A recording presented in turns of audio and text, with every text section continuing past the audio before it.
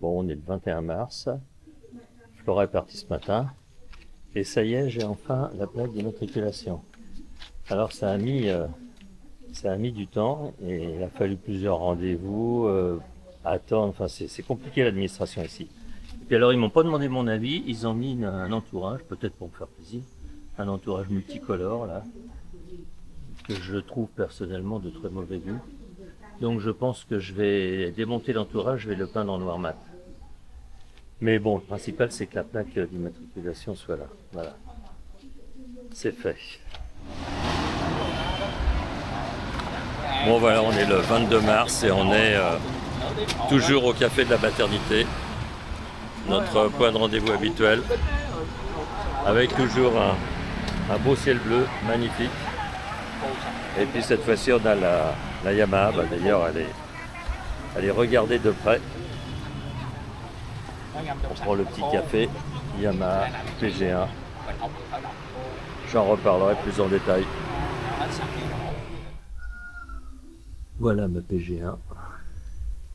Elle est enfin immatriculée depuis hier. D'immatriculation, j'ai trouvé cet entourage un petit peu bizarre. Ils ont voulu faire quelque chose de sympa au lieu de faire un entourage chromé normal. Au début ça me plaisait pas trop, mais bon, finalement c'est original, ça va, c'est pas choquant.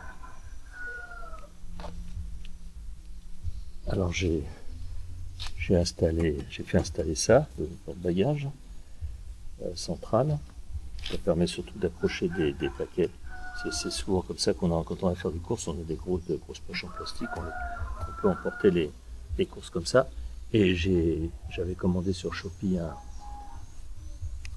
quelque chose pour fixer le téléphone portable et qui se fixe au guidon. Donc ça c'est pratique. Ça me permet d'avoir le GPS. Donc là j'ai déjà fait 300 km. Alors j'étais pas immatriculé. J'avais mal compris en fait chez Yamaha, ils avaient dit que je pouvais rouler avec, mais en fait ce qu'ils m'ont dit après, ils m'ont dit vous pouvez rentrer chez vous avec, mais vous pouvez pas rouler avec. Bah oui, ça fait 15 jours que je roule avec. Mais en fait ils m'ont dit oui, enfin bon, ça n'a pas trop d'importance parce qu'en réalité la police ici a comme consigne de ne pas enquiquiner les étrangers. Donc si vous faites pas vraiment une grosse connerie sur la route, ils vont pas vous contrôler.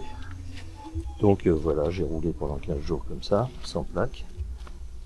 Et puis là, ce que j'ai acheté un chargeur de batterie et une connexion que je vais installer. La batterie se trouve, alors elle n'est pas là comme on pourrait le penser.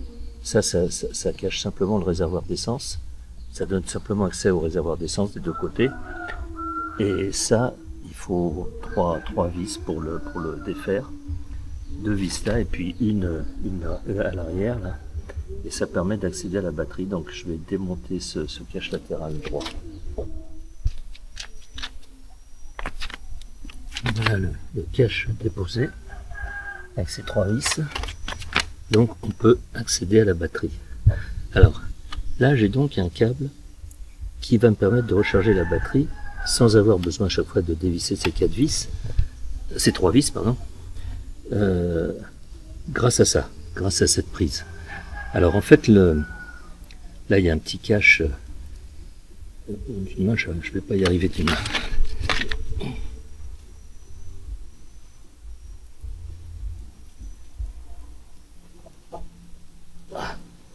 Voilà, petit cache étanche.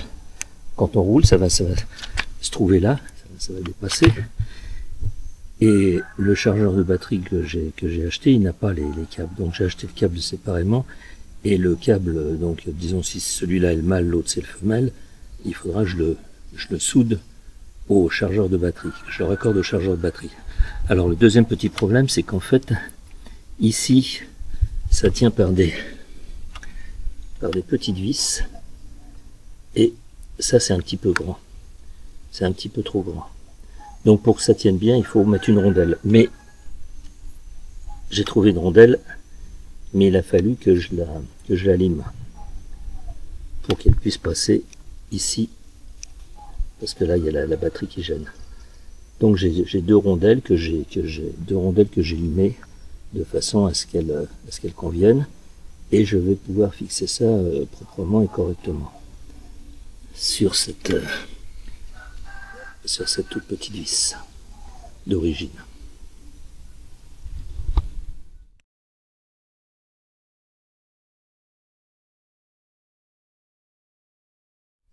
Voilà, ça y est, c'est en place. Donc ici et là, avec une rondelle pour que ça tienne. Donc ici, sur le négatif, et là sur le positif, avec une rondelle pour que ça tienne. Bon, ça c'était pas mieux avant, ça ne s'adapte pas vraiment bien. Alors là, il y a donc le fil, il y a un fusible, tout ça je l'ai maintenu par la fixation de la batterie, et puis là j'ai ma prise pour une connexion extérieure, donc je vais remettre le cache en place, et ça va rester à l'extérieur.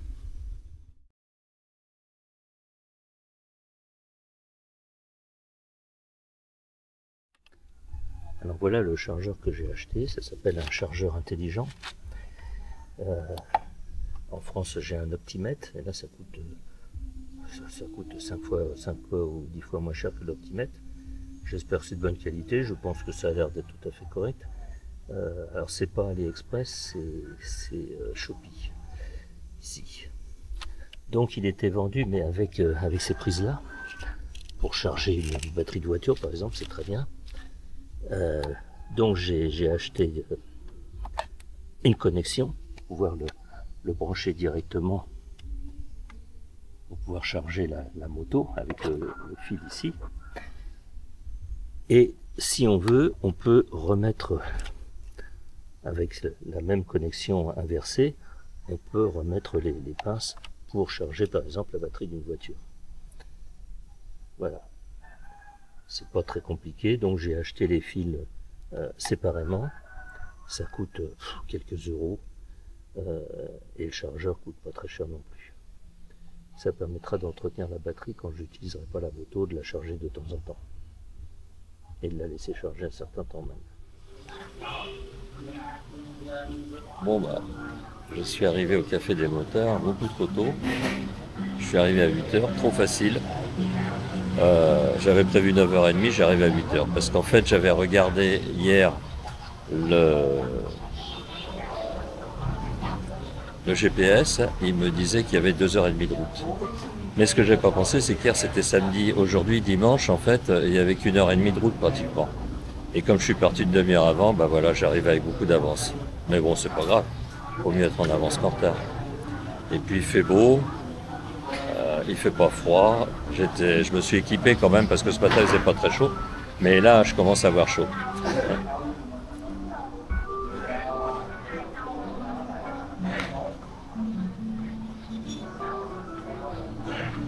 Donc je suis le premier arrivé en fait. Bon, ben, je suis revenu de Saigon, ça s'est très bien passé. Alors j'ai beaucoup discuté au Café des Motards, mais j'ai rien filmé.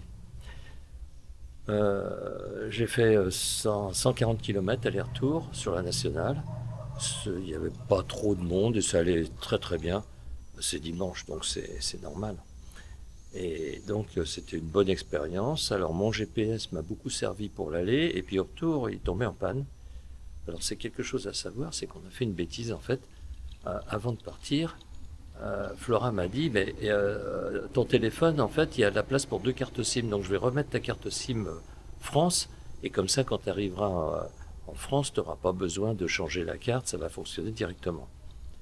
Et puis bon, apparemment tout fonctionnait bien. Le GPS m'a servi pour aller à Saigon, sauf que retour, j'ai perdu le GPS et il me disait que j'étais pas connecté, il n'avait plus d'accès au réseau et je ne comprenais pas, je cherchais. Bon, finalement, j'ai demandé ma route à des Vietnamiens qui parlaient ni anglais ni français, mais j'ai quand même réussi à trouver la route et à rentrer. Et puis une fois arrivé, je me suis dit, c'est quand même bizarre cette histoire de carte, et finalement je me suis rendu compte que c'était ça le problème. J'ai retiré la carte France. Ce qui s'était passé, c'est que en fait, ça débitait sur ma carte France au lieu de débiter sur la carte Vietnam. qui était en crédit limité, alors que la carte France, bah, ça coûte très cher. Heureusement, on avait mis un blocage à 60 euros, et là, en fait, Bouygues Télécom nous a bloqué parce on allait dépasser 60 euros. Alors, heureusement, déjà, ça nous a évité ça, mais c'est 60 euros de foutu en l'air à cause de la bêtise. Donc j'ai retiré la carte France et depuis ça fonctionne correctement. Enfin, c'est une chose à savoir, c'est assez complexe les téléphones, enfin, surtout pour moi qui n'y connais rien. Et franchement, on peut faire de grosses bêtises. Voilà, bon bah la moto est quasiment rodée maintenant. Elle a 462 km. Bon, on n'est pas loin des 500. En fait, il m'avait demandé de faire la première révision à 500 chez Yamaha. Bien que ça soit marqué 1000 sur le mode d'emploi, mais enfin bon, révision à 500, pourquoi pas. J'irai leur porter. En tout cas, très très bien. Le seul petit défaut que je trouve, c'est la selle. On a tendance à glisser un peu, je trouve. On glisse un petit peu vers l'avant tout le temps. Et les suspensions sont quand même un petit peu fermes quand on est tout seul. Autant elles sont très très souples quand on est deux, autant tout seul c'est un petit peu ferme. Mais bon, ça va, c'est pas... Dans l'ensemble, j'en suis vraiment très satisfait. C'est quand même beaucoup plus confortable que la Cub. Voilà les dernières nouvelles. Bon, on est le 25 mars. Et ça y est, j'arrive aux 500 km, puisqu'on m'a dit la première révision. Remplacement de l'huile et du filtre à huile à 500 km. Bon, là j'ai 498, mais la concession est à plus de 2 km, donc je sais bien que c'est pas quelques kilomètres près, mais moi j'aime bien être précis. Comme ça c'est plus facile à retenir, à mémoriser. Voilà, donc je vais y passer là tout à l'heure, cet après-midi. Généralement c'est sans rendez-vous. Donc je pense qu'ils vont me le faire tout de suite. Ou au pire ils le feront demain, mais je repasserai demain s'ils peuvent pas le faire tout de suite. Donc je suis toujours très content. Par rapport à la Super Cub, je me suis aperçu quand même qu'elle tirait un petit peu plus court. Elle tire un peu plus court et le moteur tourne moins vite. Donc j'ai pas tout à fait la même conduite dans les petits chemins là.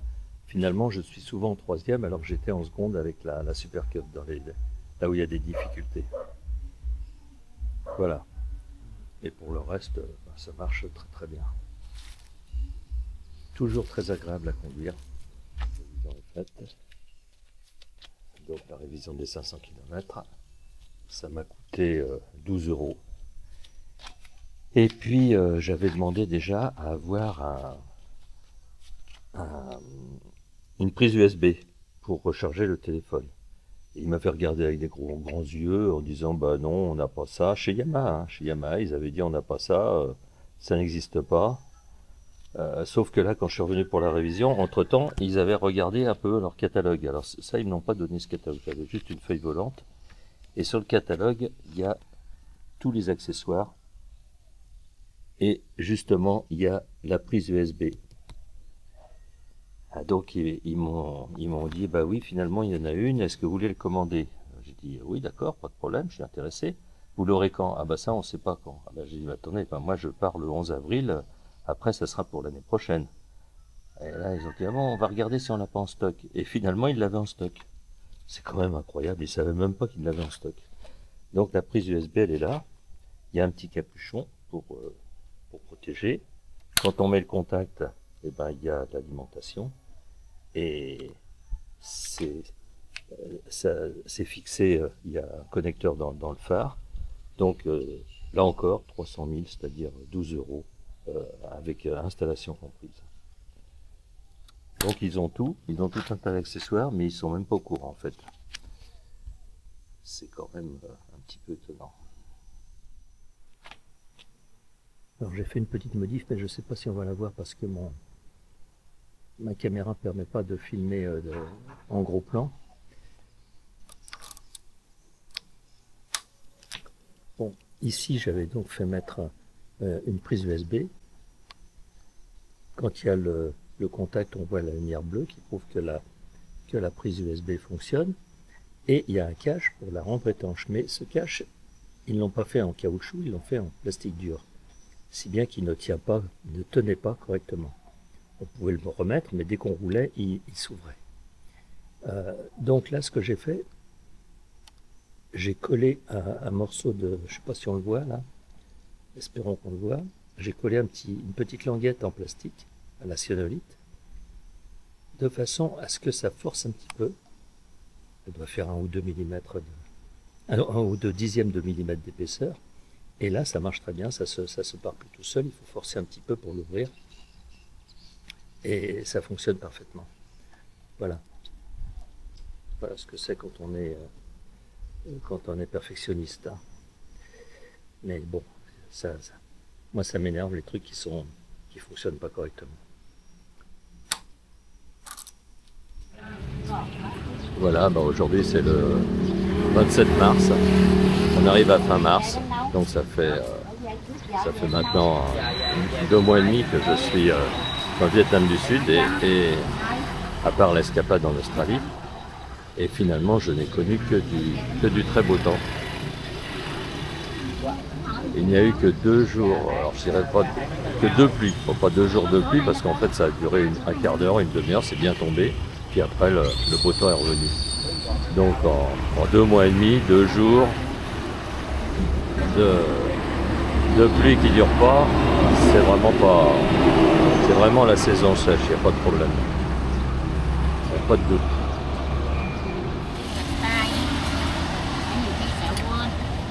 Et voilà le petit café, au lait filtre.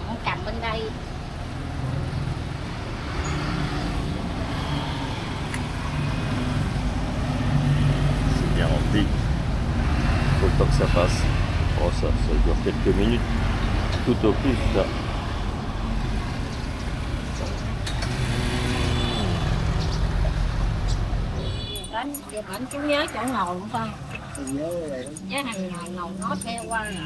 J'ai le petit thé bien sûr en plus.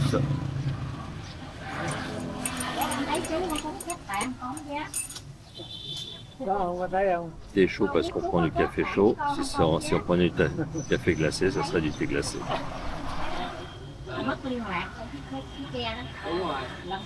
Ici ça reste le meilleur café au lait du Vietnam. Là, voilà le café noir, bien noir.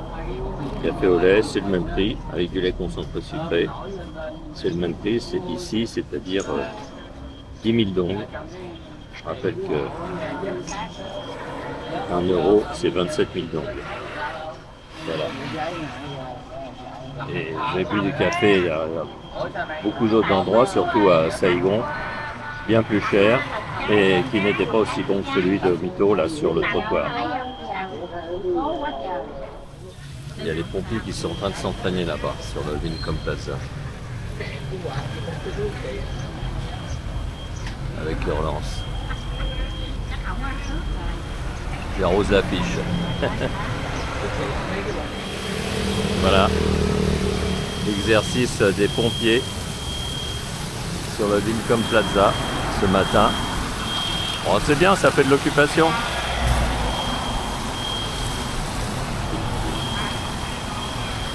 Ça va donner matière à discuter à ceux qui sont au petit café devant la maternité. Là où on est tous les matins, Raymond et moi.